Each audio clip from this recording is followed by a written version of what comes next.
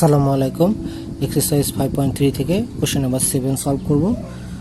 5 to the power 2x into b to the power x minus 3 divided by 5 x to the power x plus 3 equal a to the power x minus 3। ওকে, এটা আমরা এইখানে যে beta আছে, বিটাকে আমরা যদি আমরা left থেকে রাইটে নিয়ে আসি তাহলে আমাদের এখানে শুধুমাত্র 5 to the power 2x divided by 5 to the power x plus 3 equal a to the power x minus 3 b to the power x minus 3।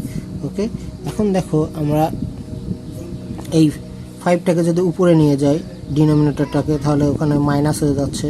5 to the power x আমরা যদি ডিরেক্ট করে দিই x minus 3।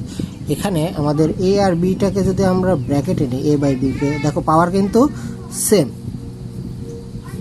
পাওয়ার same থাকলে আমাদের 5 to the power 2x থেকে x বাদ দিলে x minus 3 আর এই পাশে a b power x minus 3। দেখো দুই সাইডেই কি পাওয়ার সেম। এখন আমরা একটা কাজ করতে পারি, এই যে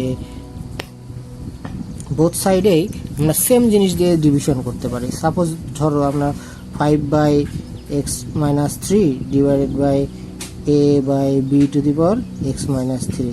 তাহলে এখানে আমরা লিখতে পারি, এখানে এটা লিখতে পারি 5 to the power 5 divided by a by b to the power 0 লিখতে পারি, কারণ এখান থেকে এটা 0 সমান 1।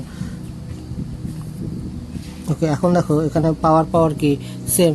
যদি পাওয়ার সেম হয় আর এক সাইড বোথ সাইডে যদি সেম জিনিস থাকে, এখানে এটাকে যদি আমরা আলাদা করে লিখতাম, যেমন 5 divided by a by b, টোটালটার উপরে x minus 3 লেখা যেত, তাহলে এখানেও সেম এরকমই রেখে দিতাম।